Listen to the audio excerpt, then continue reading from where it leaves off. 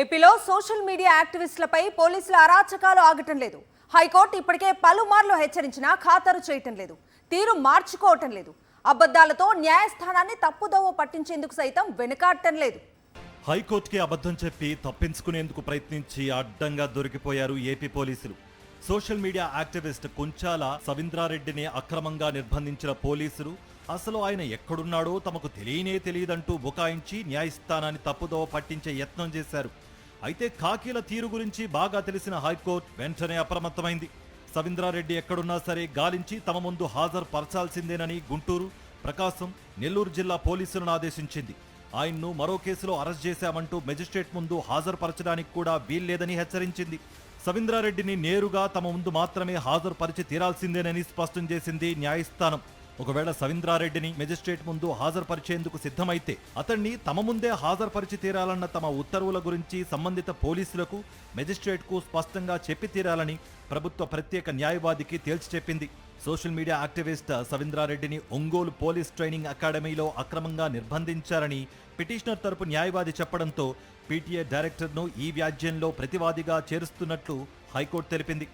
గుంటూరు జిల్లా తాడేపల్లి పోలీసులు తన భర్తను అక్రమంగా నిర్బంధించారని, అరగంటలో ఇంటికి పంపేస్తామంటూ తీసుకువెళ్లారని, ఆయన్ను కోర్టు ముందు హాజరుపరిచేలా పోలీసులను ఆదేశించాలని కోరుతూ సవీంద్రారెడ్డి భార్య లక్ష్మీ ప్రసన్న అత్యవసరంగా లంచ్ మోషన్ పిటిషన్ దాఖలు చేశారు. తన భర్తను ఏ కేసులో తీసుకువెళ్తున్నారు, ఎక్కడికి తీసుకువెళ్తున్నారు లాంటి వివరాలు ఏమీ చెప్పలేదన్నారు. ఆయన జాడ ఇప్పటి వరకు తెలియడం లేదన్నారు. పోలీసులు అక్రమంగా నిర్బంధించి చిత్రహింసలు పెడుతున్నట్టు తమకు సమాచారం ఉందని పిటిషన్లో పేర్కొన్నారు లక్ష్మీ ప్రసన్న. బాధితుడు ఒంగోలు పోలీస్ ట్రైనింగ్ అకాడమీలో ఉన్నట్లు తెలిసిందని, దీనిపై ఫిర్యాదు చేసిన ఎఫ్ఐఆర్ నమోదు చేయలేదన్నారు. దీనిపై హైకోర్టు ధర్మాసనం పోలీసుల తరపు హాజరైన ప్రభుత్వ ప్రత్యేక న్యాయవాది విష్ణుతేజను వివరణ కోరగా సవీంద్రారెడ్డిని ఏ పోలీస్ అధికారి తాడేపల్లి స్టేషన్కు తీసుకురాలేదని చెప్పారు.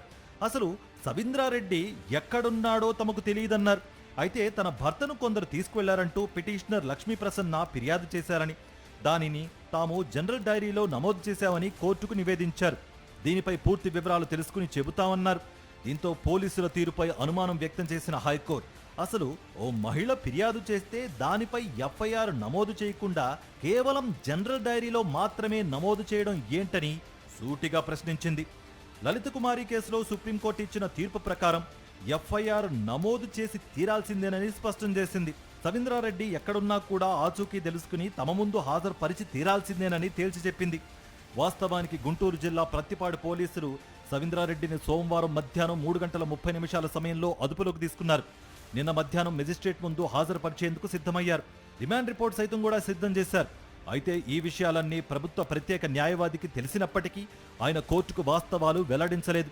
అసలు సవీంద్రారెడ్డి తమ ఆధీనంలో లేరంటూ చెప్పారు. పరిస్థితి చేయిదాటిపోతూ ఉండడంతో పోలీసులు తప్పిదాన్ని కప్పిపుచ్చేందుకు ప్రభుత్వ ప్రత్యేక న్యాయవాది ప్రయత్నించారు. సవీంద్రారెడ్డిని ఏ పోలీస్ అదుపులోకి తీసుకోలేదని తొలుత చెప్పిన ఆయన తర్వాత మాట మార్చారు. ఓవేళ ఏదైనా ఇతర కేసులో పోలీసులు ఆయన్ను అదుపులోకి తీసుకుని మెజిస్ట్రేట్ ముందు హాజరుపరిచి ఉంటే అంటూ కప్పదాటు వైఖరి అనుసరించారు. ఇప్పటికే ధర్మాసనానికి మొత్తం వ్యవహారం అర్థం కావడంతో సవీంద్రారెడ్డిని ఏ మెజిస్ట్రేట్ ముందు హాజరుపరచడానికి వీల్లేదని తేల్చి చెప్పింది. ఏ కేసులోనైనా సరే అతన్ని తమ ముందు మాత్రమే హాజరుపరిచి తీరాలని ధర్మాసనం పోలీసులకు అల్టిమేటం జారీ చేసింది.